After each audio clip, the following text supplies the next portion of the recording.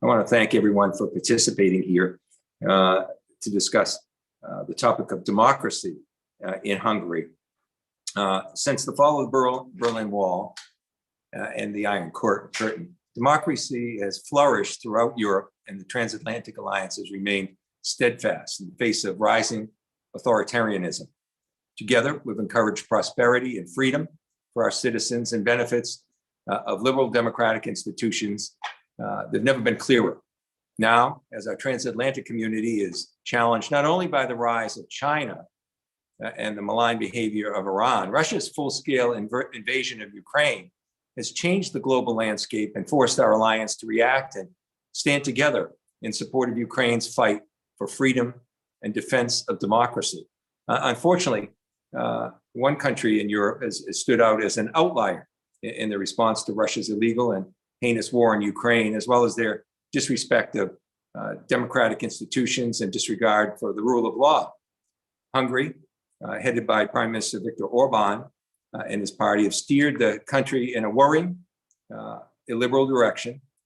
And since being elected in 2010, Prime Minister Orban has systematically dismantled democratic institutions and co-opted judicial independence, partnered with malign actors like Vladimir Putin, and suffocated civil society seeking to protect the rights of Hungarian citizens. Representatives of Hungary's declining democracy, Freedom House, since 2019 has classified the country as, quote unquote, partly free, becoming the first EU member state to ever receive such designation.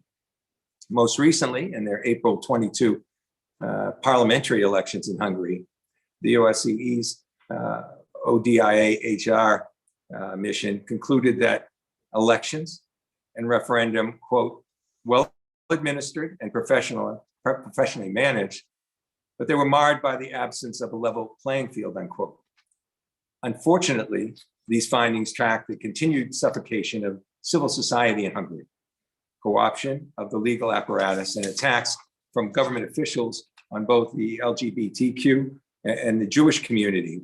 When coupled with Prime Minister Orban's coddling of Prime Minister Putin, his blocking of EU sanctions, and his unwillingness to allow military shipments to Ukraine to traverse Hungarian territory, it's clear that democracy in Hungary is more than just at risk. Concerned with these trends, and in the lead up to President Biden's Summit for Democracy last year, this subcommittee held a hearing focused on the positive actions being taken in Central Europe and invited mayors of the Pact of Free Cities, including the mayor of Budapest, to showcase the progressive values of local leaders working to better the city every day. Shortly thereafter, the Summit for Democracy was also an opportunity to reflect on the 3 decades since the fall of communism and celebrate democracy around the world, from Germany to Taiwan.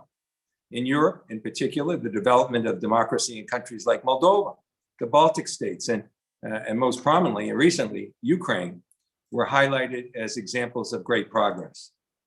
Yet while the Summit for Democracy highlighted the success of many governments globally, some notable exceptions make clear that there's still much work to be done. Most prominent in the European region, Hungary, a former Soviet bloc country, was not extended an invite to the summit. Finally, as I want to take a moment to acknowledge the deeply concerning domestic relationship that have manifested themselves with Prime Minister Orban and his party, in addition to the use of anti-Semitic and homophobic rhetoric, as well as a restriction on vital aid to our Ukrainian partners, Prime Minister Orban has welcomed the establishment of a Chinese satellite university in Budapest and remains committed to hosting a Russian investment bank, which undoubtedly serves as Russia's intelligence hub in Europe.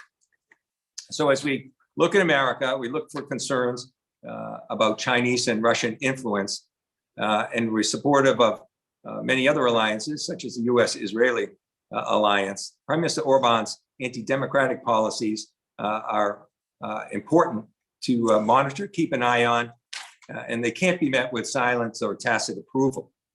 To address these issues, we've invited 3 renowned experts to discuss rule of law, foreign policy, and civil society in Hungary, and how we in the US can work with our partners in Hungary to address democratic backsliding and to protect minority groups. So I'm excited to hear their briefings and look forward to a robust discussion.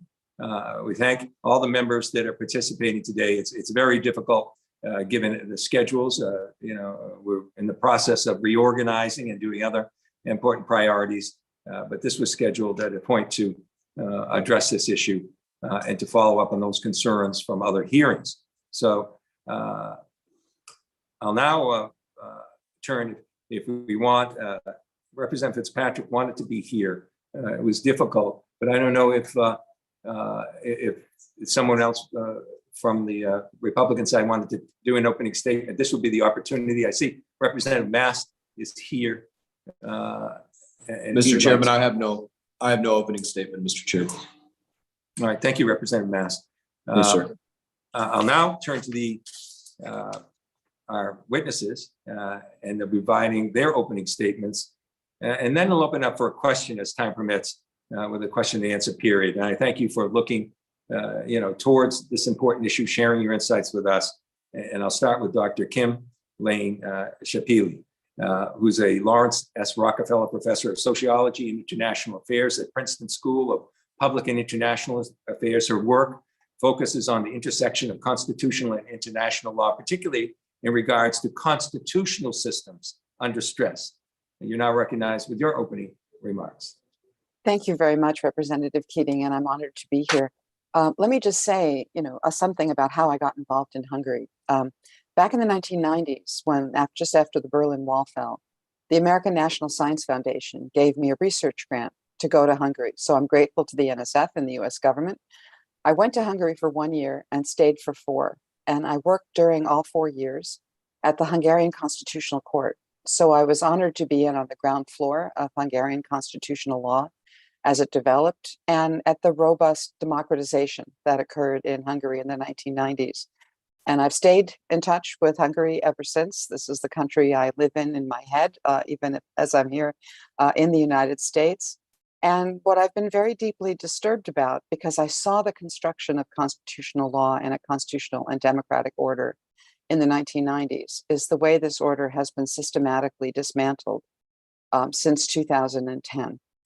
Let me first say that I say this not as a liberal or as a conservative.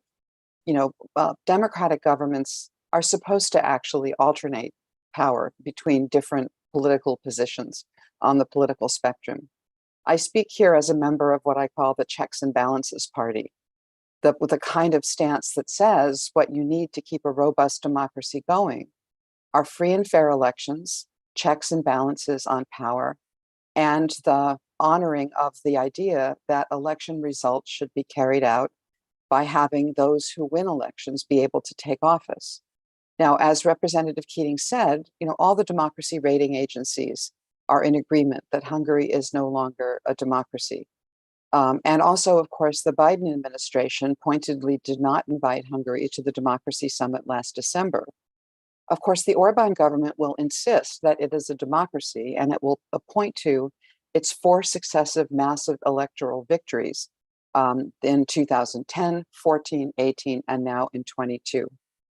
The 2010 election was in fact a free and fair election run under the rules that Hungary had had since 1990. But then between 2010 and 2014, the Orban government changed all of those rules so that it has been impossible ever since for any combination of opposition forces in Hungary to win an election. And my own personal definition of democracy is just to say, is this still a political system in which it's possible to change leaders through elections? And Hungary has not been in that state since 2014. I'm going to put in the chat a link to the article that I published in the Journal of Democracy this summer, which gets into the weeds about precisely how the election rules were all rigged. I'm afraid they borrowed the American practice of gerrymandering, but they've done way more than that. And so this article outlines why I think the elections are no longer free and fair. But I also want to say that now that Hungary is not a democracy, it matters a lot that what happens in Hungary does not stay in Hungary. And in my remaining 2 minutes, I want to say something about Hungary's attempt to influence US politics and to create a benign environment for itself with regard to US policy. So Orban spent his first several years in power after 2010 consolidating his own position so that he couldn't be removed from power.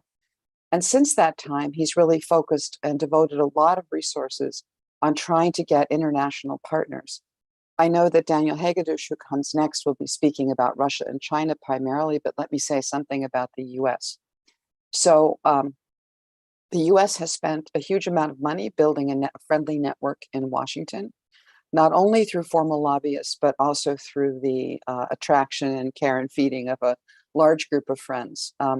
One thing the Hungarian government did was to create its own think tank that it brought in some other East European partners on at the beginning, namely the Center for European Policy Analysis, which was for a while the real mouthpiece of Hungarian policy in DC.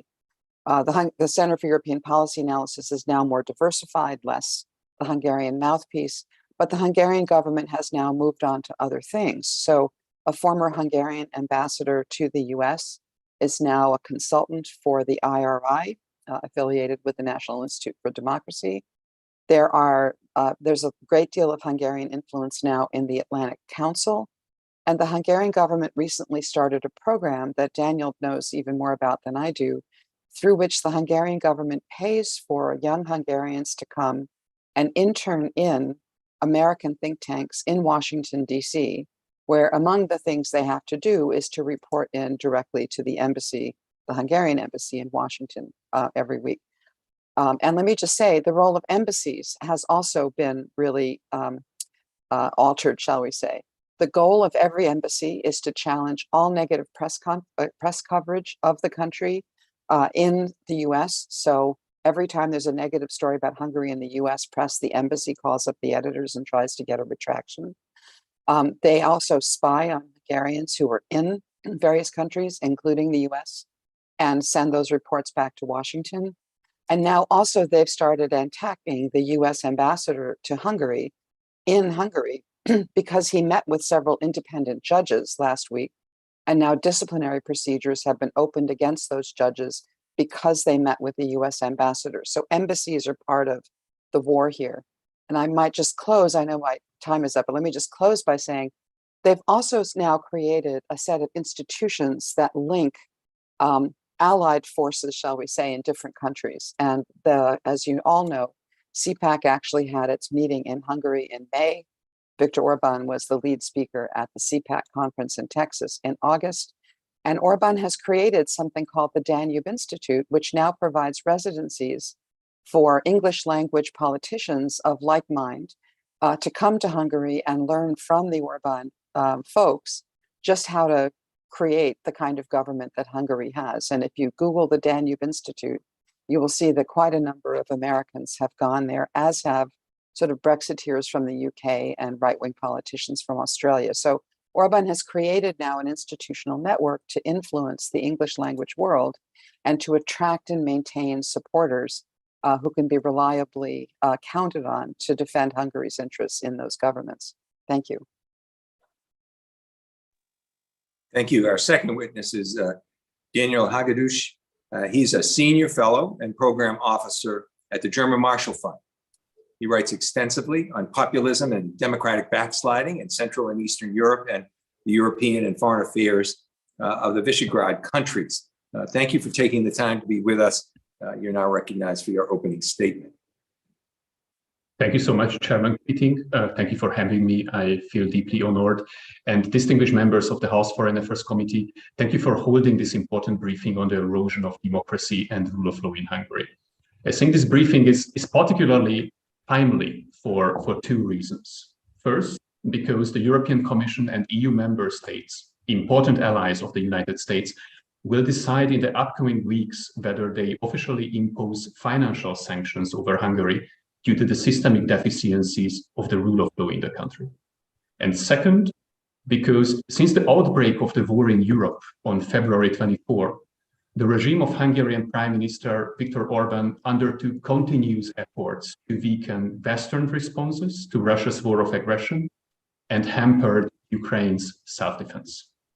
In my testimony, first, I would like to offer a comprehensive record of concerning ties between Hungary, Russia, and China.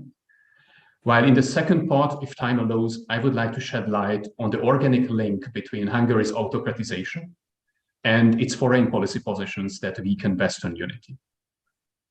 Viktor Orban's regime poses a dual challenge to the Western alliance system. First, Hungary's track record of autocratization, and I am convinced, just as Professor Scheppele already explained it, that we can legitimately call a regime autocratizing or semi-authoritarian, which had its last free and fair elections practically 12 years ago in 2012. So that track record of autocratization undermines the democratic credentials of the West, including both democratic integrity and democratic credibility. How can NATO credibly portray itself as a shield of Western democracies if democracy is not the only game in town among its member states? How can the European Union credibly impose democratic conditionality over its candidate countries and neighbors if the very same union is not able to tackle autocratization in its own ranks? But aside of this democratic challenge, the regime of Prime Minister Orban also poses a geopolitical challenge. The regime's foreign policy track record demonstrates that Hungarian foreign policy under Prime Minister Orban deliberately aims at the weakening of the geopolitical and foreign policy positions of Hungary's closest official partners and allies, the United States and the European Union. How does this track record actually look like? With regard to Russia, the Hungarian government is actually blocking the NATO accession of Finland and Sweden, and officially announced its blockade to the joint borrowing of the European Union, which is indispensable to provide Ukraine the agreed 18 billion financial aid next year. Since late February, Hungary has delayed the adoption of nearly every single EU sanction package against Russia and softened up several of them. For years now, the Hungarian government has been blocking high-level meetings of the NATO-Ukraine Commission, a behavior it upholds even during the recent war, complicating official NATO-Ukraine political communication. Since the beginning of the war, Hungary systematically refused to provide any sort of military aid to Ukraine, a position which is in rather strong contrast to the behavior of other Central European NATO allies like Poland, Czechia, or Slovakia. And Hungary also refused to allow transportation of military aid to Ukraine over its territory.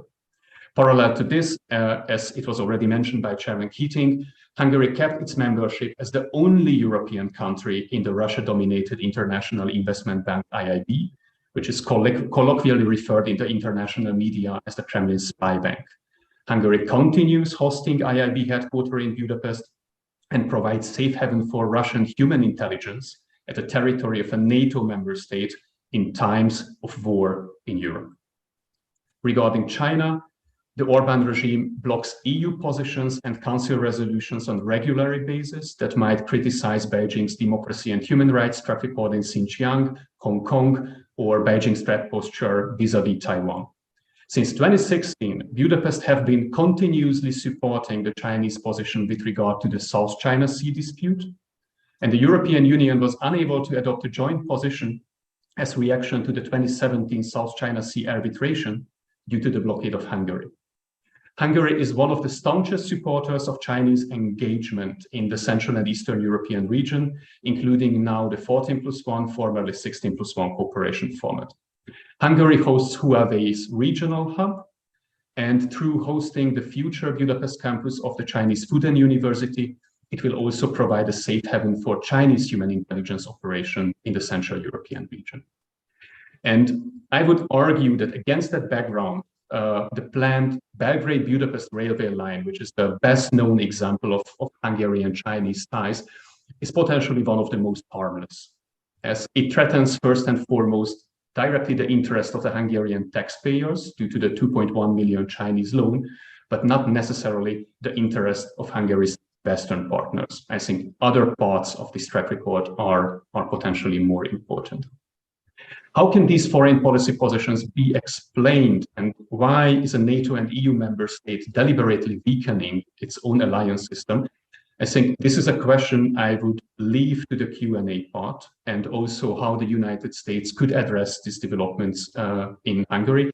and I'm happy to come back to them later together potentially with some policy recommendations for US leaders. Thank you so much, Chairman. Thank you for your remarks very much. Our next witness is Márta Pardavi.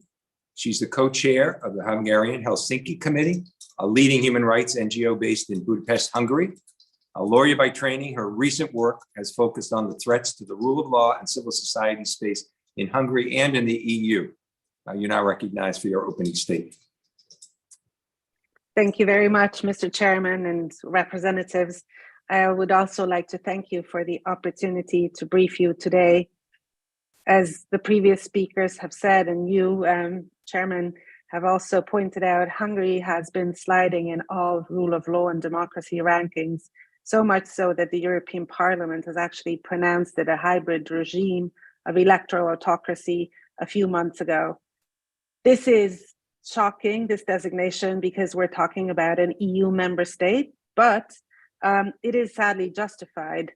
Hungary, a country that was once hailed as a promising democracy, is now abandoning these commitments to rule of law, democracy, human rights. It no longer is admired, but rather called an outlier on democratic backsliding.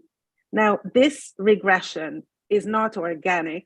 It is very deliberate, and it has been achieved gradually in front of our own eyes in the past 12 years. By now, Hungary has become a much-cited example of state capture, a form of political corruption where instead of the public interest, it is private interests and private financial gain that significantly influence the government's decision-making. And in this sense, corruption in Hungary has become both a feature and a driver of democratic decay. For someone who grew up in an era of democratic hopefulness, this is especially painful, and we in my organization see rule of law backsliding up close. This is exactly why we call it out and help citizens who are affected by it. And to know that younger generations of Hungarians are now growing up without having had experience of democracy at work makes me deeply worried for our future. This year, as previous speakers have also pointed out, Russia's war on Ukraine and also a serious economic downturn in Hungary, these are being exploited by the government to boost propaganda against democratic values and our own alliances. By now, Prime Minister Orbán's ruling Fidesz party in the past 12 years has basically captured all the independent state institutions and have used immense public resources to erode democratic standards, weaken separation of powers, and dismantle checks and balances. One of the very important conveyor belts for this is to overtake much of the media landscape through an enormous use of resources, many of that public.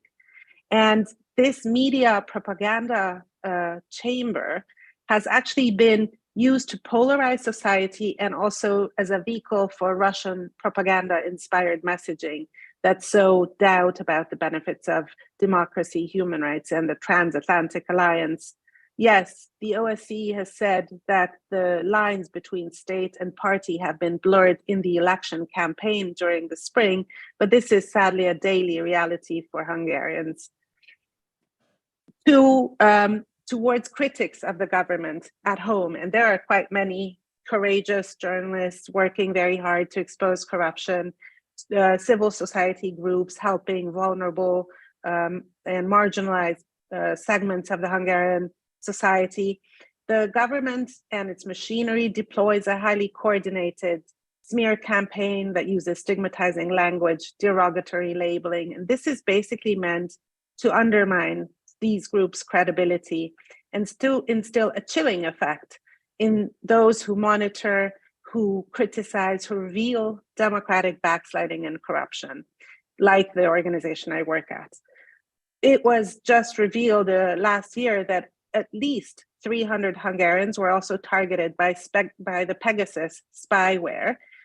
Among them were journalists, politicians, lawyers, business people who had been critical of the government, but also former state officials were targeted. Even in these cases of clearly invasive surveillance, often there is no formal breach of law, and these cannot be effectively challenged in court. This has all permitted the government to turn basically public resources into private assets that enrich individuals and institutions loyal to it through this systemic corruption. The last body standing for now among independent state institutions is the judiciary. This is really the last bastion, and it is seriously threatened. Capturing independent courts has nearly come to a full completion in Hungary, and the last independent judicial self-governing body, the National Judicial Council, is really under serious attack. This is why the representatives of this judicial council, when they met with the US ambassador a few weeks ago in Budapest, have come under immense smear campaigns in the propaganda media to basically intimidate them, instill a fear of consequences in them so that they would no longer speak up for a free judiciary. So in closing, this is a very sad picture. And at the same time, the US needs strong democratic allies. So it really puts the question, what should the US do? And I'm happy to go into more detail on this. But my main take is that both the US and your counterparts in the European Union should be really encouraged to see democracy support and democracy as part of your security strategy and make very significant investments into this field to ensure that we stay safe in democracies. Thank you very much for your support and interest in democracy in Hungary and around the world.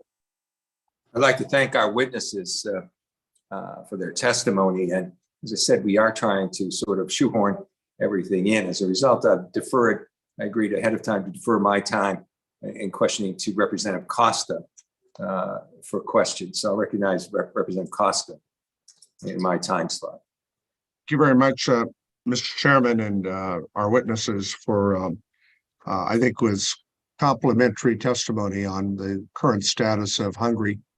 And I think the disenchantment that certainly we in the European Union and the United States share about the direction that Hungary has gone in.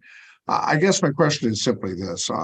My last visit in Hungary was in Budapest, I believe in 2012, when Ambassador Kounalakis was in place, and it was recognition of Congressman Tom Lantos's contributions there, and the direction that Orbán was going in, I think, was alarming everybody. Now we fast forward that 10 years and we see where it's taking place. For him, he's gotten the best of all worlds. He's still a member of the EU, enjoying the benefits of that, but yet really aligned more, in my view, with Russia and China, as you noted in your testimony. I don't see how that paradigm shifts. Frankly, I mean, we can be supportive of democracy in Hungary, but frankly, Orbán has developed the model that Putin has by using democratic methodologies and institutions to guise what is nothing more than a Sopranos of Russia, or might be the Sopranos of Hungary, but it's an inside, cabal that stifles democracy at every turn. How do you change the paradigm? Maybe I could start with that. So first of all, the reference to the Sopranos for my Hungarian colleagues is to the TV show of the mafia in North Jersey, where I grew up, and I must admit I recognize that completely when I go to Hungary. And in fact, some people have called it the mafia state. So how to turn this around? Well, I think the first thing to recognize, and Daniel kind of led with this, is that Hungary is hugely dependent on the EU for funding. And right now, the EU has hanging over Hungary a set of procedures that may result in substantial funding cuts to Hungary. So Hungary is really on the edge of an economic crisis. And I hate to say this because I love the country and I have many friends there, but accentuating the economic crisis for Hungary may be the only thing that cracks the Hungarian government, because it is a system that is dependent on paying all of his allies on transferring public funds into private pockets. And if the state finances are squeezed, we don't know that all of Orban's allies are going to stick with him. So I think the most effective kind of pressure that can be brought against Hungary right now is really financial. And the EU needs its spine strengthened, because the EU for 10 years, at every time it gets to the point of finally doing something about the Hungarian problem, is placated by fake legislation that appears to solve problems it doesn't solve. So this is really crucial. Between now and December, there's a window within which the EU may make a big difference. So then what can the US do? Well, the US can make it clear to its European allies that this also is something that affects us here, I think. And the second thing is that at this stage, in the early years, I was mostly concerned about the consolidation of autocracy in Hungary. And now what I'm really concerned about is Hungary exporting these tactics elsewhere. And that's one of the reasons why I mentioned that, Hungary has now, of course, taken sides in the US political process and is actively working on behalf of one party to the detriment of another. Now, most of our allies don't do that. And I think that that's a cause for concern when Hungary has taken a stand and is doing things in the American political space to try to gain an ally here in Washington for its shenanigans in Hungary. So I think what we need to do is worry about that influence here. My time's almost expired. I don't know, Daniel Sorry. or Marta, if you have a quick comment. Yes, thank you so much, Representative Costa, for this question. I completely agree with you that the Hungarian foreign policy is built on two premises. One is free riding. The country is benefiting from membership in NATO and NATO and European Union without contributing. And the second one is geopolitical disloyalty, practically creating a leverage over Western partners through a multilateral foreign policy. So I think the first step is in the paradigm shift you asked for, to recognize that Hungary is an allied country under the control of a hostile regime, a regime which is conducting an authoritarian foreign policy, very similar to the foreign policy of other authoritarian regimes. And like authoritarian leaders, very well, like Vladimir Putin, Prime Minister Orban only understands one key message, and this is strength and power. The United States already tried to push through the carrot part of the sticks and carrot policy. After 2016, it was offered to Hungary that practically the United States will turn down democracy assistance and give domestic political autonomy for the regime in exchange to geopolitical loyalty and cutting ties to China. That policy hasn't worked.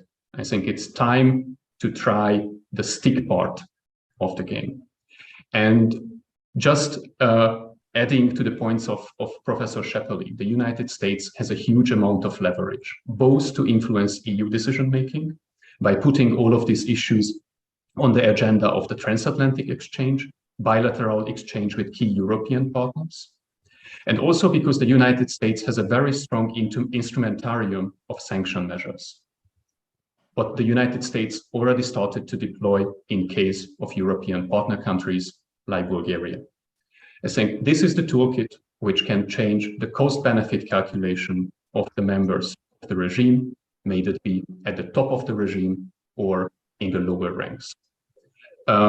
If you put high-ranking members of this regime with close ties to Russia and China and entangled in strategic corruption on Magnitsky list, that can change the landscape for all those members who until now supported this foreign policy strategy of Prime Minister Orban, because it will make it crystal clear that they can be also suffer under US financial and economic sanctions.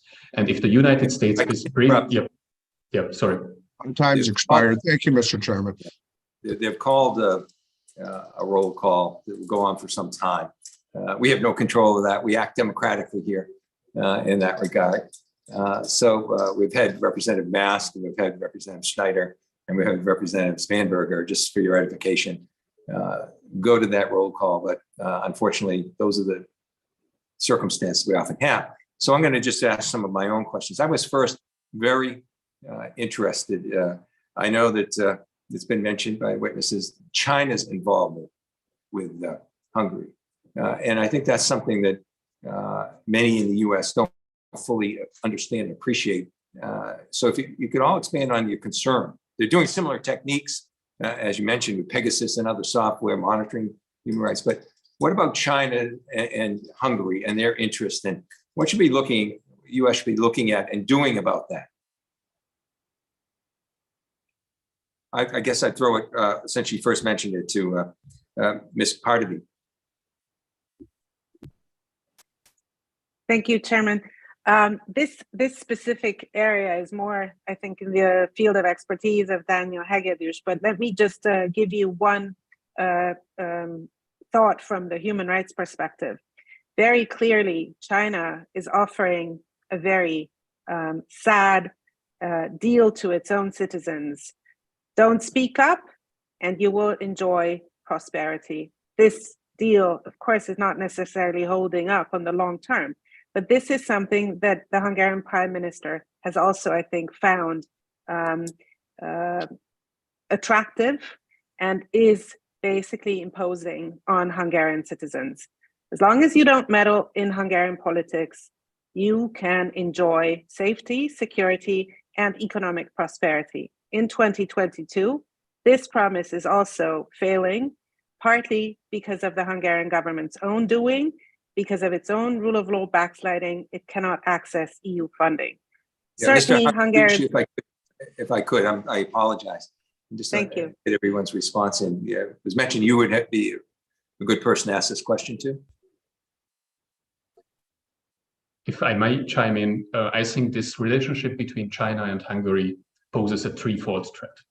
First, I completely agree with Márta that the techniques which might be imported into Hungarian politics from the technological instrumentarium of the People's Republic of China are truly concerning. I mentioned the case of Huawei. Chinese surveillance technologies are widely in use by the Hungarian state. Chinese 5G technology and infrastructure is practically belonging to the backbone of the Hungarian telecommunication infrastructure, and it offers potential future opportunities of suppression also for the Hungarian state if it would continue its journey toward autocratization. But I think Hungary is also spreading Chinese influence in the Central and Eastern European region, and China is actively rewarding the Hungarian state with that, first and foremost through channels of strategic corruption and foreign direct investment. I just would like to remind that over the summer, the biggest greenfield investment ever in the history of the Hungarian economy in the height of more than 7 billion was agreed with the Chinese company Amperex to create a new battery plant in Hungary. But third, and I think it's potentially which shows that the impacts are manifest also outside of the Central European region, that Hungary is supporting Chinese foreign policy positions at the global stage. And Hungary is actively interfering in the policy making of the European Union when it comes to China. And this was the point what I mentioned when it's blocking resolutions on China and representing Chinese interest. And Dr. Scheppele, you wanted to quickly comment that, but also my second question is, you mentioned U.S. influence in the U.S. And you know, the CPAC convention had Viktor Orban as a featured speaker. So what do you see as, what we should be aware of in this country about those kind of efforts into direct political action committees within the U.S.? I believe you're muted. Yes, I'm muted, sorry. So I think the US needs to be worried when any of our partners, including our allies, take sides in US politics. I always think that's a dangerous thing for US politics, regardless of which side the country enters into. But Orban has entered in a, all in on the Trump wing of the Republican Party through CPAC, but also, like I said, through establishing this institution in Budapest, which has become a training ground for people from the US conservative movement to come and learn the tactics of the Hungarian government to spread them here. And so that's one big thing. The other thing is, of course, that the embassy itself is monitoring Hungarians here and also interfering with the free press in the United States. So I know this because I'm a frequent commentator in the press. I can tell you that every time I am quoted by a US news organization, the Hungarian embassy calls that news organization and tells them that I cannot be relied on as a source. And some news organizations have actually listened to that. So they're actively interfering, basically, with the US free press. Whenever a negative article appears, they are all over that institution trying to get the coverage changed. So they are really a player. And I might say that they had started this CIPA, the Center for European Policy Analysis, whose director became the Assistant Secretary of State for Europe and Eurasia in the Trump administration.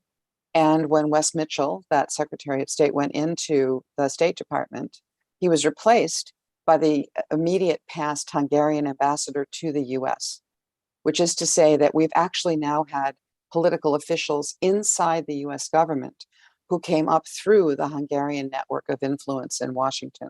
And of course, with that, there was a meeting with the former president, President Trump. Oh, of course. And Orban. How was that publicized in Hungary, and how did that, was that leveraged at all? Oh, yeah. Meeting?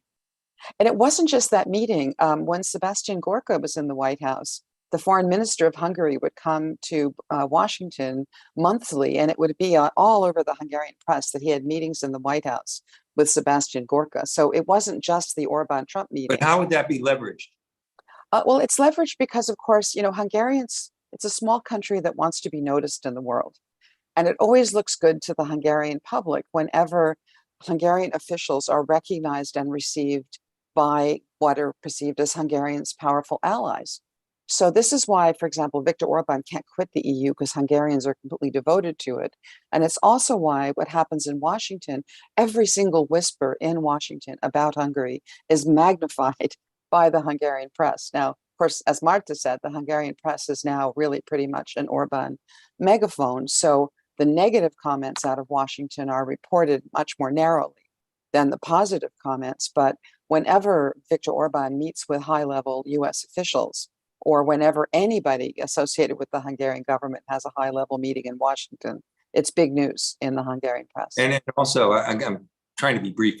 One eye's on the roll call. Yeah, okay. But how is the reduction and the dismantling of the judiciary in particular, in terms of minority groups, LGBTQ, or how's it being used for anti-Semitic kind of activities? I mean, that is where in a democracy, the civil rights is being implemented through the judiciary. Can you explain, anyone, just as briefly as you can, jump in on the danger of that, co-option of the judiciary and how it affects minority groups? Márta. Yeah, thank you for this question. It's very important. We have to see that this dismantling of the independence of the judiciary has been going on, but there were several unsuccessful attempts over the years.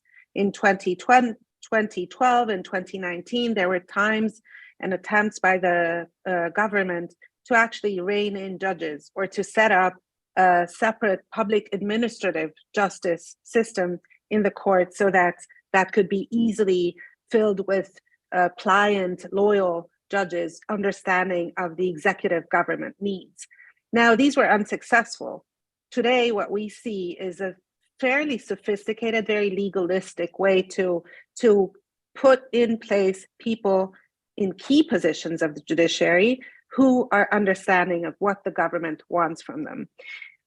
For example, that ahead of Hungary's Supreme Court, there's a separate constitutional court, but this is the president of the Supreme Court, the Curia, is somebody who is now in office until 2028, and he has not held judicial office previously.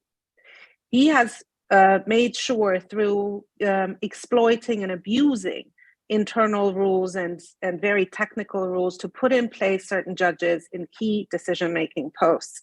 And what this means, going back to your question, is, for example, there was a referendum held on April 3rd along with the general elections that concerned very, I would say, extremely aggressive and artificial non-existent questions about LGBTQ rights in Hungary, portraying basically as if this was an issue threatening the core of our nation.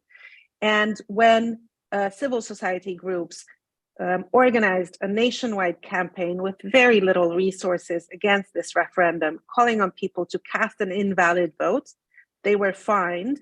And some of these fines for their activities had been upheld by the Supreme Court. So in certain instances of political sensitive cases, you can have a politically influenced understanding judiciary. This wouldn't necessarily apply to all the cases, but to those that are important. And this, of course, can focus on issues and lawsuits which have a political sensitive nature, for example, that concern civil society or political opposition or journalists.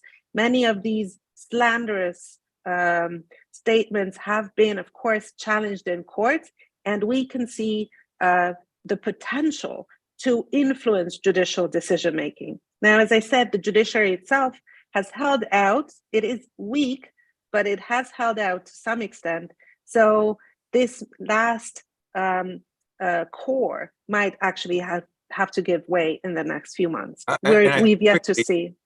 Quickly, on anti-Semitism, I remember John McCain. I traveled with him as far back as maybe 10 years ago when he raised that issue directly with Viktor Orban. But the idea of corruption and what the U.S. should be aware of and involved with, we know you mentioned in testimony the Russian bank that's involved in some of the difficulties surrounding their activities with oligarchs and other people. But what should the U.S. be aware of or wary of in terms of the corruption issues and how that could influence international corporate activity or other activities? Is there a red flag we should be looking at here? Yes, if I can say. So the Orban government is all about money. This is the first thing to say. And their relationship with Russia and China is geostrategic, but it's also about having Russia and China be the backup funders if the EU does not fund them.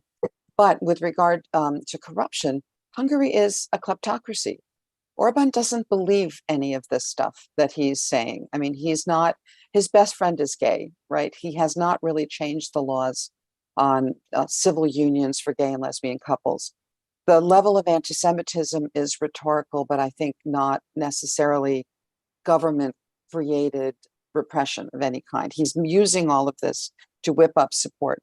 What he's really doing is using all of that to disguise the fact that he's taking public money into private pockets, and that corporations now, including international corporations, come under a huge amount of pressure. So the latest tactic is that Orban is trying to drive out of the country through selective taxes and selective regulation all of the giant grocery store chains. Okay, this is after they drove out a lot of the international banks and virtually all of the international energy companies. So he picks sectors of the economy and he regulates the companies, the large international companies, so that they'll leave the spoils to him and his friends. There is no US company that is immune from that. It's just a matter of time till he gets around to their sector. And with regard to corruption within Hungary, the Hungarian business sector has been under immense pressure from day one. Business owners, small business owners that I've interviewed say to me that they're just minding their own business when suddenly someone from the governing party walks in the door and says, "Nice company you have here. What can we pay you to sell it?" And they say it's not for sale. And they say, "Well, the price will just keep coming down as long as you hold out." And then they send the tax police and auditors. So the business community is really increasingly, the Hungarian-based small business community is already under Hungary's thumb, under Orban's thumb. The international business community is coming under pressure sector by sector. And actually the crucial thing that Daniel mentioned was the telecoms were in there when Hungary refused to honor a request of the US not to take Huawei as the 5G partner. And now the entire telecom sector has gone through a consolidation in the hands of a firm owned by Orban loyalists and is running all the 5G cell phone stuff through the Huawei network. So American business is not safe. I think we've had to condense this and we've lost members, but this will be a very important hearing. And in the short time, we've really cut to the crux of many core issues here that I think are important. Aside from small businesses, I think I've heard this pressure too on the autonomy of municipalities and other Yes. levels of government, Yes. where the federal government has taken away contracts and things from that, that would ordinarily be done that way to expand their influence as well. So I really could, prolong this, except for the roll call that's staring us all in the face. But this is really important issue, and we have to understand it at all levels. And it is creeping into the U.S. political sphere and interfering from the things you've said with the economic sphere as well. And it's being used with governments that certainly have different core values: authoritarianism versus democracy. Countries like China and Russia. So I really appreciate this, and thank you. And it's something I hope informally that we can pursue and gather more information, because much of what we have to do is to educate the American public as to what's going on, not just leave this at the level of political or governmental officials, because I think it's creeping in to many of our institutions, both government and nonprofits and political.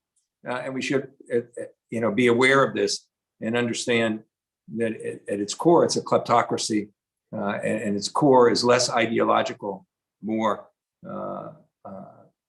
based on corruption. So thank you so much for your input. I could talk to you all day about this, but I appreciate this, and certainly we can follow through. Thank you so much.